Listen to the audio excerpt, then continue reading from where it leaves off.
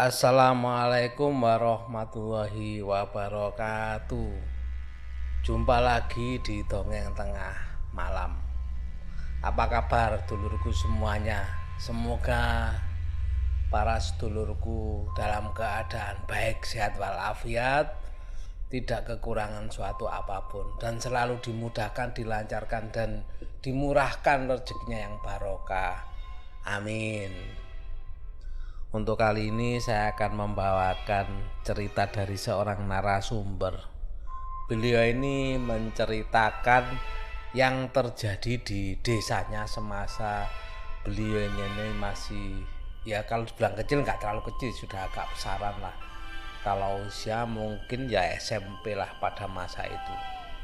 Kejadian sekitar tahun 80-an berapa.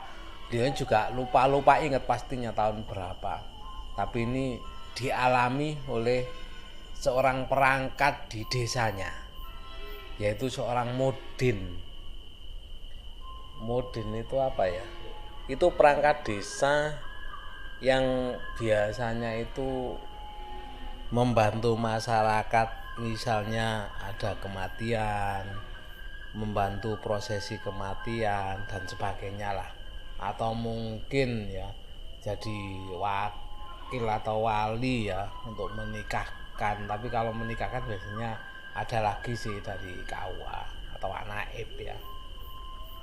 Tapi sebelum kita lanjut ke ceritanya, seperti biasa ya, bagi sedulurku Dongeng Tengah Malam semuanya yang belum subscribe, monggo subscribe dulu Dongeng Tengah Malam. Jangan lupa like-nya dan tulis komentarnya. Dan yang di Spotify jangan lupa follow ya, supaya bisa mengikuti cerita terbaru dari Pak D. Alvan. Baik, kita langsung ke ceritanya. Pak Mudin, orang-orang di desa biasa memanggil beliau dengan sebutan Pak Mudin, dan bukan nama aslinya lagi ya, padahal punya nama. Karena memang di desa zaman dulu itu ya, kayak Pak Mudin gitu memang jarang ada pergantian. Jadi sepertinya anggaplah itu jabatan ya, sebuah jabatan. Itu terus menerus dipegang sama orang itu aja biasanya, sampai orang itu mungkin sudah tua sekali atau sudah nggak mau melaksanakan pekerjaan itu lagi. Makanya karena saking lamanya memegang kedudukan sebagai Pak Mudin, makanya orang sudah lupa namanya. Kalau anak-anak, kalau orang-orang sebayanya mungkin masih ingat, tapi generasi yang muda-muda sampai nggak tahu namanya Pak Mudin itu siapa. Yang dia panggil hanya sebutan Pak Mudin saja. Nah, Pak Mudin ini kebetulan rumahnya memang di ujung desa. Jadi kalau orang mencari, sebut saja Pak Mudin, orang sudah tinggal nunjuk arah aja bahwa rumahnya di ujung desa. Nah, pekerjaan Pak Mudin ini selain memang jadi mudin istilahnya di desa itu, ya petani lah, biasa lah. Di desa itu kehidupannya ya rata-rata bertani. Pada hari itu seperti hari-hari sebelumnya ya, Pak Mudin ini kalau sholat itu kan biasanya di musola terdekat atau di masjid. Ya mulai dari subuh, duhur, asar, maghrib sampai isya ini Pak Mudin ini mesti ke masjid, tidak sholat di, kecuali memang ada keperluan ya, baru biasanya sholatnya itu di rumah. Jadi kebanyakan beliau ini sholatnya tuh mesti di musola atau di masjid atau di musola terdekat. Pada hari itu nggak ada angin, nggak ada hujan. Pak Mudin ini kedatangan seorang tamu, dan tamunya ini bukan tamu sembarangan kalau bisa dibilang ya, karena tamunya itu seorang seperti orang yang kaya raya. Itu pandangan dari masyarakat desa. Karena apa? Tamunya itu datang dengan membawa mobil sedan lagi.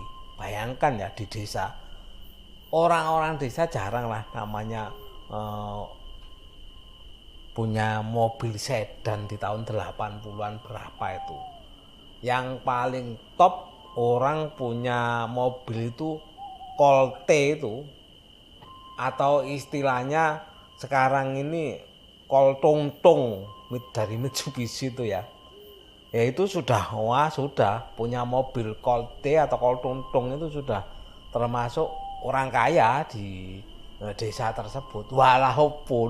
Walaupun mobilnya ini plat kuning untuk angkutan umum, tapi ya sudah bisa dikatakan wah sudah. Tapi zaman segitu itu jarang mobil plat kuning itu. Jadi banyakan plat hitam itu buat angkutan umum zaman sekarang aja. Mobil harus plat kuning untuk angkutan karena ada trayek-trayek. Kalau dulu tuh nggak ada, nggak denger saya namanya trayek-trayek gitu ya. Yang ada yang punya mobil dibuat angkutan ya monggo. Kembali ke ceritanya Pak Mudin ya. Mendapat tamu orangnya perlente ya, seperti orang kaya raya ya kaget lah Pak Mudin ini. Tamu dari mana kok tiba-tiba datang ke tempatnya Pak Mudin ini, dan waktunya itu hampir maghrib.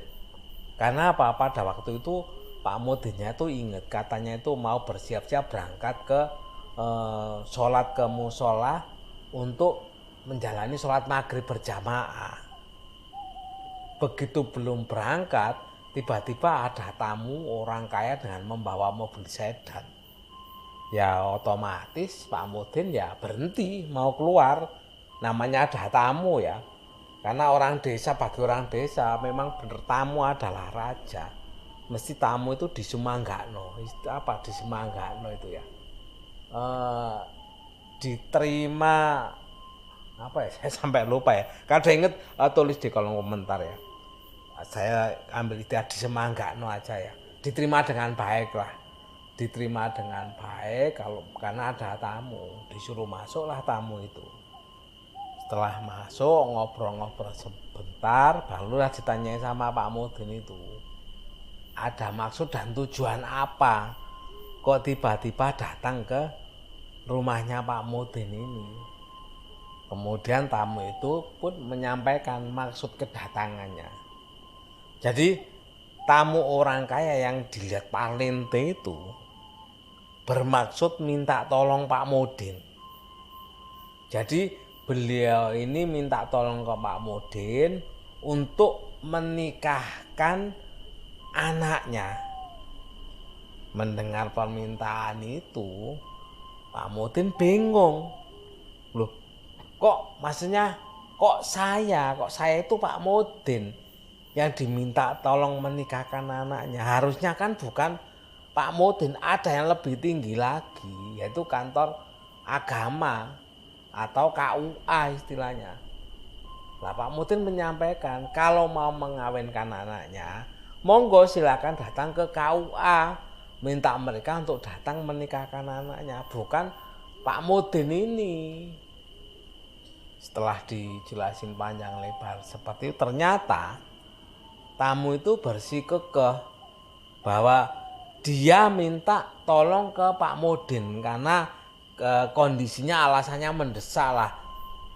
Karena orang yang dipanggil untuk menikahkan anaknya ini katanya nggak bisa hadir. Makanya tamu tadi bilang bahwa ini karena kondisi mendesak, minta tolong Pak Mudin untuk menikahkan anaknya. Dan Pak Mudin pun sebenarnya agak bingung, kok menikahkan anaknya di waktu maghrib-maghrib seperti ini, kok ya gak pagi-pagi tadi menikahkan anaknya.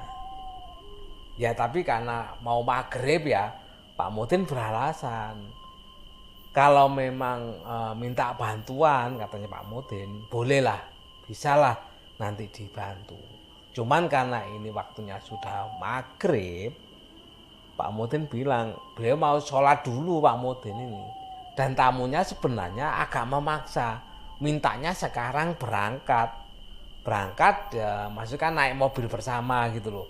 Nanti pulangnya juga diantarkan katanya. Dan tamu tadi bilang sebenarnya tempatnya tuh nggak jauh deket kok. Sebenarnya jalan kaki saja bisa, nggak terlalu jauh. Tapi karena ini mendesak, makanya Pak Mudin diajak bareng sekalian. Dan Pak Mudin juga sama bersikeras karena ini waktunya sudah maghrib. Pak Mudin pun nggak mau menuruti orang itu, nggak sholat maghrib langsung berangkat. Pak Mudin nggak mau, akhirnya setelah debat ya, debat bukan debat bersih tegang ya, mereka pun akhirnya mengalah. Pak Mudin bilang tetap Pak Mudin saya sholat dulu, baiklah kata Pak Mudin saya sholat di rumah aja kalau memang gitu, kalau memang waktunya mendak, yang penting Pak Mudin ini bisa sholat dulu. Akhirnya ya sudah, tamunya pun pasrah dengan Pak Mudin pun sholat maghrib dulu di rumah. Sampai setelah sholat maghrib, Pak Mudin setelah pamitan ke istrinya ya, itu langsung berangkat mengikuti orang tersebut naik mobilnya bersama. Begitu naik mobil bisa dibayangkan ya, namanya Pak Mudin kan belum pernah lihat mobil bagus ya. Mobil anggaplah mobil mewah, taunya kan ya mobil minibus Kol tadi yang saya ceritakan. Ya sempat terkagum-kagum Pak Mudin ini, mobilnya katanya wow. Kursinya itu katanya, waduh kalau dibilang empuknya itu ya, sudahlah nggak ada yang nandingi katanya Pak Mudin waktu itu. Saking empuknya. Setelah mobil berjalan ternyata benar. Pak Mudin pun belum sempat menikmati dengan leluasa naik mobil mewah tersebut. Ternyata sudah sampai. Nah Pak Mudin ini sebenarnya heran. Loh, naik loh. Padahal sebentar sudah sampai. Kok ini ada rumahnya tuh memang bagus. Yang diherankan Pak Mudin, kok Pak Mudin nggak pernah tahu ada rumah sebagus itu di dekat desanya ini. Padahal kalau ngomong perjalanan tadi, anggaplah Pak Mudin itu belum merasakan duduk itu sampai nyaman sandaran atau apa itu katanya belum sampai. Sebentar katanya. Sebentar kok sudah sampai. Dan ini ada rumah besar, rumah orang kaya. Ternyata perjalanan nggak jauh dari rumahnya Pak Mudin. Ada rumah sebesar sebagus itu yang nggak ditahu sama Pak Mudin. Dan di rumah itu memang sudah rame. Jadi sudah rame mungkin tamu undangan ya. Atau dari kedua belah pihak, manten laki dan perempuannya ya, keluarganya berkumpul, memang rame waktu itu. Karena rame dan Pak Mudin pun begitu turun memang disambut, ditunggu memang ya. Dan Pak Mudin pun akhirnya nggak memikirkan lah perjalanan tadi berapa jauh, itu nggak memikirkan. Cuma yang karena sudah disambut untuk segera menikahkan anaknya tadi, ya sudah Pak Mudin pun menjalankan untuk menikahkan. Tapi sebelum Pak Mudin menikahkan itu kan berjalan ya, dari teras depan kan ke rumahnya. Pak Mudin juga masih sempat terkagum-kagum. Rumahnya itu bener-bener rumah gede, bak istana istilahnya. Pak Mudin itu mengistilahkan ya, rumahnya itu bak istana, saking bagusnya. Dan tamu-tamunya itu katanya Pak Mudin bukan tamu-tamu kalau orang desa punya hajatan. Tamu-tamunya itu katanya ya orang yang palente gitu. Jadi seperti tamunya itu juga orang kaya-kaya, pikirnya Pak Mudin pada masa waktu itu. Karena memang beda. Dan Pak Mudin tidak kenal satupun tamunya di situ. Jadi orangnya itu bersih-bersih katanya. Bahkan Pak Mudin bilang, kalau orang desa kan, orang wong Jawa bilang istilahnya kumus-kumus. Karena memang kerjanya kan di sawah. Kumus-kumus itu istilah Indonesianya ya. Orangnya itu kulitnya coklat karena kebanyakan terbakar matahari ya di sawah. Jadi ya itulah istilahnya. Jadi orangnya itu nggak bersih lah. Nggak sebersih yang dilihat Pak Mudin saat itu. Jadi tamu-tamunya orangnya itu bersih-bersih katanya. Setelah itu karena kemantennya mempelai laki dan perempuannya sudah siap, tanpa pikir panjang Pak Mudin pun ya segera menikahkan mempelai tadi. Dan Pak Mudin juga nggak ingin berlama-lama di situ karena kan sudah waktunya kan tambah malam. Ya bisa dibayangkan lah, Pak Mudin hidup di sebuah desa semasa itu kan belum ada listrik ya. Jadi kondisi desa kalau malam itu ya bisa dibayangkan gelapnya kayak apa. Karena penerangannya kan terbatas, nggak kayak zaman sekarang. Dan Pak Mudin pun segera menikahkan sesuai permintaan orang tuanya tadi. Dan acaranya pun alhamdulillah kata Pak Mudin. Alhamdulillah setelah dinikahkan dan sebagainya acara itu berjalan lancar. Jadi Pak Mudin setelah menikahkan semua, sempat Pak Mudin itu sudah disiapkan hidangan-hidangan. Tapi karena Pak Mudin mikirnya kalau sampai makan di situ kan khawatirnya kemalaman. Pulangnya nanti gimana? Dan pada waktu itu Pak Mudin mikirnya nggak mau pulang diantarkan. Karena Pak Mudin merasa rumahnya dekat sekali. Akhirnya setelah selesai berikan dan sebagainya, Pak Mudin pun nggak mau menikmati hidangan yang disiapkan. Dan Pak Mudin pun akhirnya bersikeras untuk pulang saja. Sebenarnya tuan rumah atau orang tua yang tuan rumah di situ yang jemput Pak Mudin tadi sudah menahan Pak Mudin, menahan supaya Pak Mudin itu tinggal berlama-lama di situ. Alasannya ikut berbahagia karena sudah menikahkan anaknya. Tuan rumah bilang ingin berbagi bahagialah. Karena tuan rumah bahagia, Pak Mudin pun diajak, sudahlah tinggal di sini dulu aja, gak apa-apa, pulang jam berapapun nanti diantar. Sudah dirayu berbagai macam lah. Memang perasaan Pak Mudin orangnya tuh memang baik sekali, baik terus sampai Pak Mudin ini ya biasa kan, kalau orang habis diminta tolong gitu kan mesti dikasih kayak bayaran dikasih uang lah, upahnya lah ya. Dan yang dirasakan Pak Mudin pada waktu ngasih upah itu, katanya Pak Mudin itu tebel. Bisa dibayangkan berapa uang yang dipegang Pak Mudin pada waktu itu. Dan tuan rumah pun juga bersikeras sebenarnya. Sudahlah, saya antar saja sampai di depan rumah, kata tuan rumahnya. Tapi Pak Mudin bersikeras juga nggak mau. Sudah, Pak Mudin katanya mau jalan kaki saja, kan cuma deket saja. Dan tuan rumahnya juga bilang, ya memang deket, tinggal lurus saja.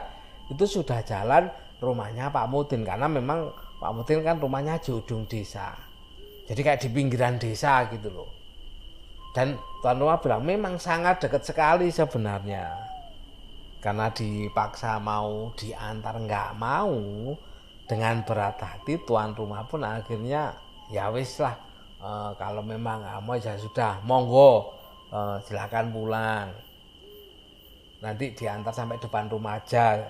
Pak Mudinnya bilang kalau mau di depan rumah aja lah, nanti saya pulang sendirian, nggak perlulah ditemani, katanya Pak Mudin. Ya sudah, tuan rumah pun akhirnya mengantar sampai teras rumahnya. Dan sempet tuan rumah bilang jalannya ini loh, Pak Mudin, nanti lurus saja nanti sudah jalan desa itu. Jalan desa, belok sedikit sudah rumahnya Pak Mudin, katanya. Ya sudah, Pak Mudin pun mengikuti arah yang dituju sama tuan rumah. Dan sebelum Pak Mudin melangkah untuk meninggalkan rumah itu, sempat tuan rumahnya bilang. Dan bilangnya itu seperti hanya sekilas saja menurut Pak Mudin pada waktu itu ya. Setelah salaman semua, tuan rumah bilang, nanti kalau jalan situ ya sudah, jangan noleh ke belakang, nanti khawatirnya jatuh ke sandung, katanya tuan rumah. Halus memang, bicara seperti nggak ada pesan apa-apa gitu loh. Dan Pak Mudin pada waktu itu juga mengiyakan, ya sama-sama mengiyakan seperti sampai lalu gitu loh.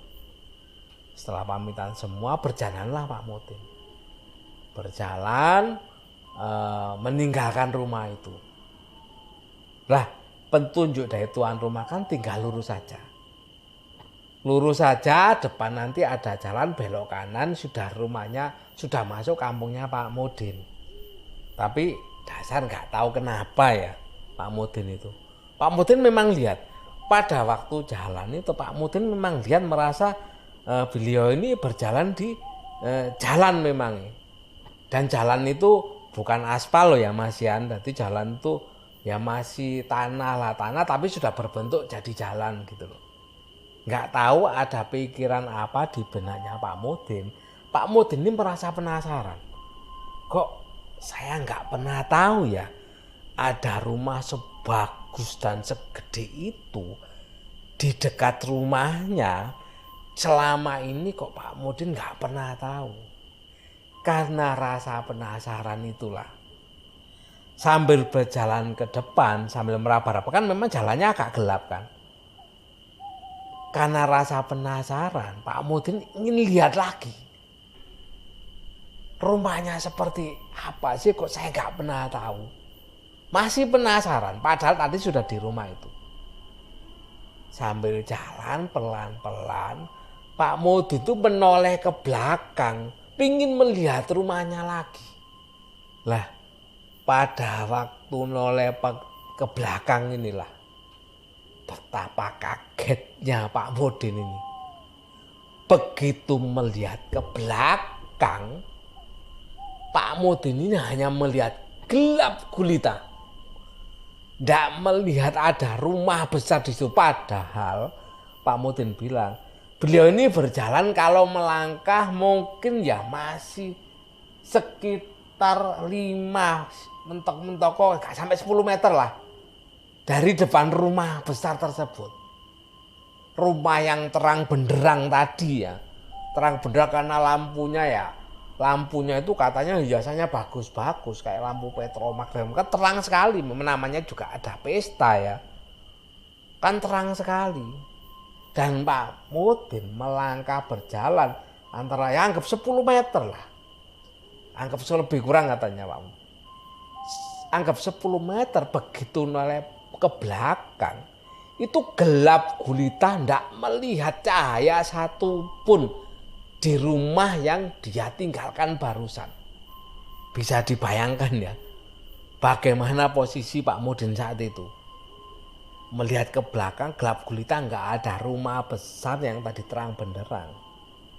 Dan yang lebih membuat bingungnya Pak Mudin lagi, begitu balik menoleh ke depan, ternyata jalan yang tadinya Pak Deli, saking semangatnya sampai saya salah menyebutkan Pak Mudin. Begitu melihat ke depan, di depan itu ternyata bukannya jalan. Ternyata Pak D itu berada di kebun. Karena gelap, Pak D pun nggak tahu dia ini berada di mana.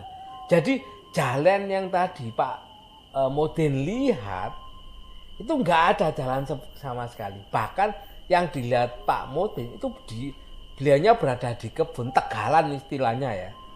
Berada di tegalan. Dan lagi karena gelap makanya nggak tahu di mana tegalan mana ini.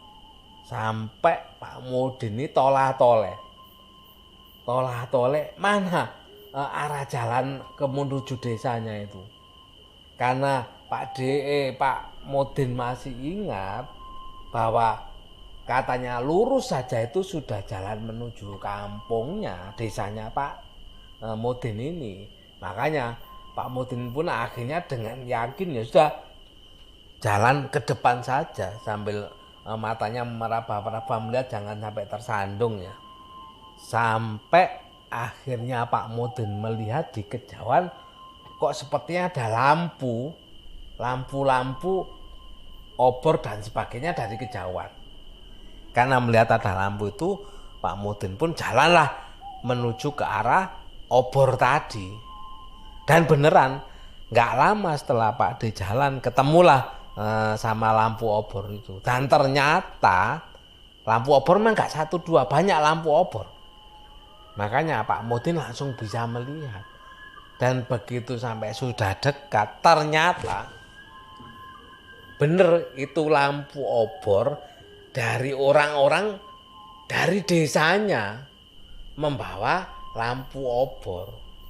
Dan usut punya usut, ternyata orang-orang desa tersebut memang mereka bersama-sama keluar sambil membawa obor itu untuk mencari Pak Muhyiddin. Jadi keluarganya Pak Muhyiddin ini ya, itu asal mulanya itu menunggu Pak Muhyiddin pulang. Jadi kan cerita, Pak Muhyiddin dijemput sebelum maghrib, sampai habis sholat maghrib Pak Muhyiddin ini diajak sama orang kaya katanya, membawa mobil sedan, mobil mewah, mobil bagus. Dan ditunggu sampai malam, Pak Muhyiddin ini nggak pulang-pulang. Karena nggak pulang kan khawatir keluarganya ini. Makanya keluarganya pun bilanglah ke orang-orang kampung kalau Pak Muhyiddin nggak pulang-pulang. Dan warga desa pun langsung sigap menunggu Pak Muhyiddin di ujung desa. Makanya beberapa orang itu berjaga di ujung kampung ya, pintu masuk kampung. Barangkali Pak Muhyiddin pulang menunggu di situ, sebagian orang juga keliling mencari, berjaga di kampung itulah. Barangkali Pak Muhyiddin pulang. Ternyata benar, Pak Muhyiddin ditemukan warga desa di sebuah kebun atau tegalan, di mana orang-orang desa bilang Pak Muhyiddin kelihatan orang yang bengong gitu loh. Orang bengong seperti nggak tahu arah. Makanya begitu melihat ada bayangan di kebun atau tegalan itu, orang-orang desa langsung nyamperin. Dan benar, ternyata itu adalah Pak Muhyiddin. Nah, akhirnya Pak Muhyiddin pun diantarlah ke rumahnya. Sampai di rumah, kan orang-orang geger heboh, kemana aja Pak Muhyiddin ini. Dan jam pada waktu itu menunjukkan pukul 2 dini hari, Pak Muhyiddin baru bisa ditemukan. Kebetulan ditemukan secara kebetulan di kebun atau tegalan itu. Setelah sampai rumah, akhirnya ceritalah Pak Muhyiddin kenapa dia pergi dari rumah. Padahal perasaan Pak Muhyiddin katanya, perkiraan Pak Muhyiddin pada waktu itu setelah dia pergi, kan jaraknya deket ya, itu harusnya sebelum Isya atau maksimal Isya itu Pak Muhyiddin itu sudah pulang sampai di rumah, harusnya menurut perhitungan Pak Muhyiddin. Ternyata Pak Muhyiddin itu menghilang mulai maghrib sampai jam 2 dini hari. Mendengar cerita Pak Muhyiddin seperti itu, gegerlah orang kampung. Karena apa?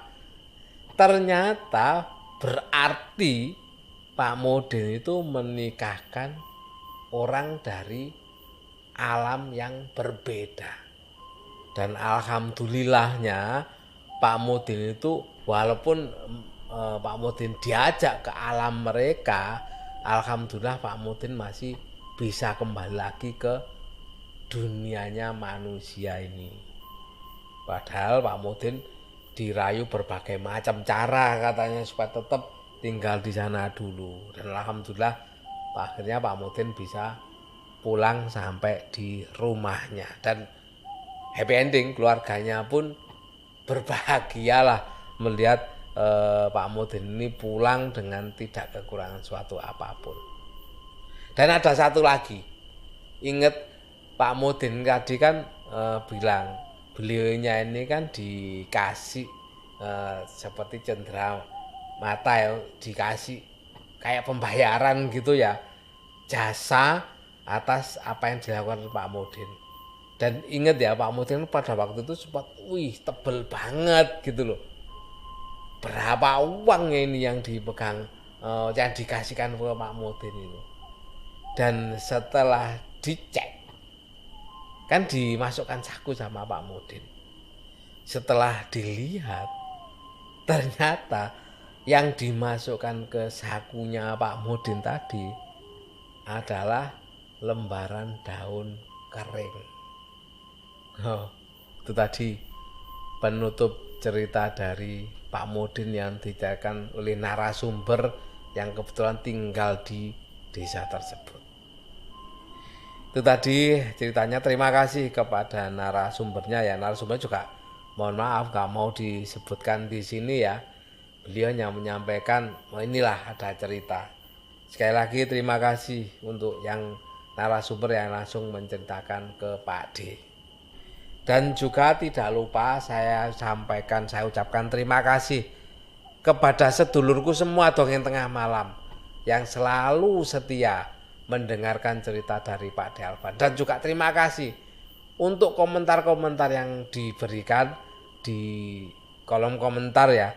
Saya sampaikan terima kasih sekali. Dan jangan lupa tulis komentar ya. Saya tadi agak lupa apa istilah-istilah yang saya sebutkan tadi ya, barangkali ada salah pengertian Pak D. Monggo ditulis di kolom komentar. Sekali lagi terima kasih buat semuanya. Ingat, jaga kesehatan, jaga kondisi tubuh agar selalu tetap fit ya.